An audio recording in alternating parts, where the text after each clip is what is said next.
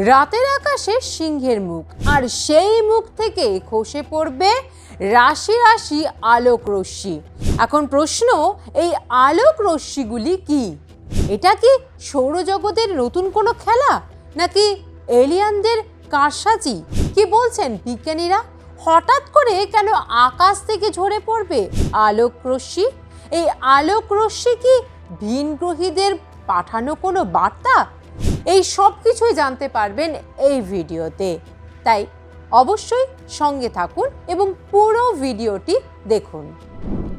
রাতের অন্ধকার, আর সেই রাতের অন্ধকারে আকাশের দিকে তাকালে দেখা মিলবে একের পর এক আলোক রশ্মি, যা আকাশ থেকে ঝরে পড়বে পৃথিবীর দিকে। সৌরমণ্ডলের এই আলোক রশ্মিকে ঘিরে রয়েছে মানুষের যেমন কৌতূহল, তার চেয়েও কয়েক গুণ বেশি কৌতূহল রয়েছে বিজ্ঞানীদের। আকাশ থেকে ঝরে পড়া এই আলোক রশ্মি কি এলিয়ানদের কোনো পাঠানো সংকেত? সে নিয়েও একাধিক বিস্ময় রয়েছে, যদিও তার সত্যতা নেই বা প্রমাণ মেলেনি। তাই ডিসেম্বরের 13, 14, 15 তারিখ আকাশ থেকে যে আলোক রশ্মি ঝরে পড়বে তা বিজ্ঞানীদের ভাষায় উল্কা বৃষ্টি। এই উল্কা বৃষ্টি দেখতে মানুষের যেমন ভালো লাগে, বিজ্ঞানীদের তো লাগেই। পশ্চিমবঙ্গ সহ দেশের একাধিক রাজ্যেই দেখা যাবে এই উল্কা বৃষ্টি। ঘন্টায় প্রায় 60টি করে উল্কা ঝরে পড়তে পারে আকাশ থেকে বলে মত বিজ্ঞানীদের। নক্ষত্রমণ্ডলী জেমিনিড বা মিথুন রাশি থেকে একের পর এক তারা খসতে দেখা যাবে বলে মত বিজ্ঞানীদের। যে সারা বছরে যেই কটা উল্কাবৃষ্টি দেখা যায় তার মধ্যে জেমিনিড উল্কাবৃষ্টি হচ্ছে অন্যতম প্রধান। বাকি যেই উল্কাবৃষ্টিগুলো হয় সেইগুলো প্রধানত হয় যে কমেটের থেকে ফেলে আসা যে ধুলোর যে আছে, ধুলোর মেঘের মতো আছে আকাশের যেসব জায়গায়, তার মধ্যে দিয়ে যখন পৃথিবী যায় তখন উল্কাবৃষ্টি হয়। কিন্তু জেমিনিড মেটিওর শাওয়ারের উৎপত্তিটা একটু অন্যরকম। জেমিনিড মেটিওর শাওয়ার কোনো কমেটের থেকে হয় না। জেমিনিড মেটিওর শাওয়ার উৎপত্তি হয় একটা অ্যাস্টেরয়েড যার নাম হচ্ছে 3200 ফেইটন। এই 3200 ফেইটন অনেক বছর আগে আমাদের সৌর জগতের কাছে এসেছিল এবং সেইটা অনেক ধুলোকণা ফেলে যায়। তো প্রতি বছর এই ডিসেম্বরের এই সময়টাতে পৃথিবী ওই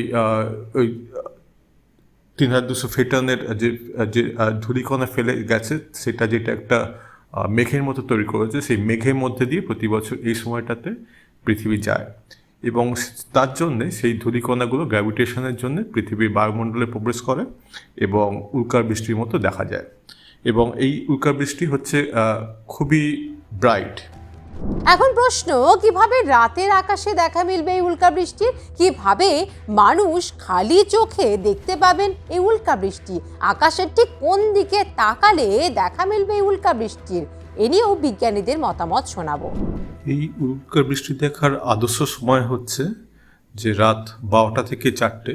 ওই সময়টাতেই রাত্রিতে অন্ধকার বেশি থাকে, সেই জন্য ওই সময়টাতে সব থেকে ভালো দেখা যাবে।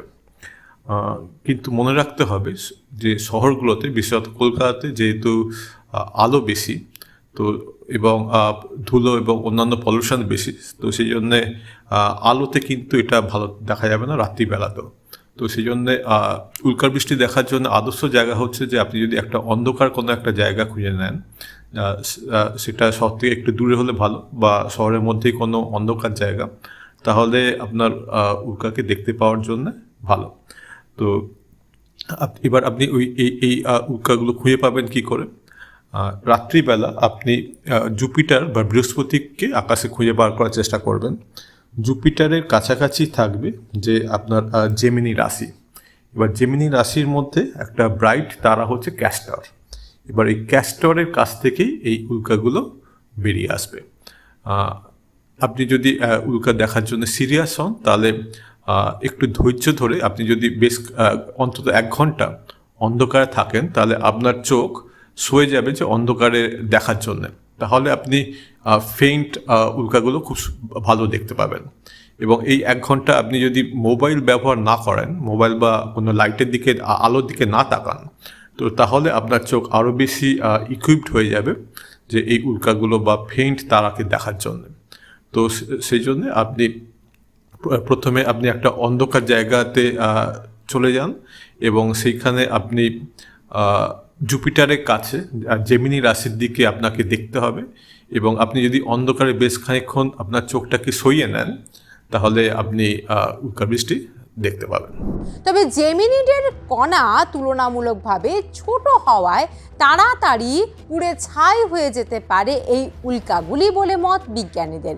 কিন্তু সংখ্যায় প্রচুর হওয়ায় মানুষ কিন্তু রাতের আকাশে এই উল্কা বৃষ্টি দেখার সুযোগ পাবেন। আর প্রচুর পরিমাণে এই উল্কা বৃষ্টি যখন আকাশ থেকে হবে, তখন তা দেখতে এক অবিস্মরণীয় লাগবে, সেটা বলা যেতেই পারে।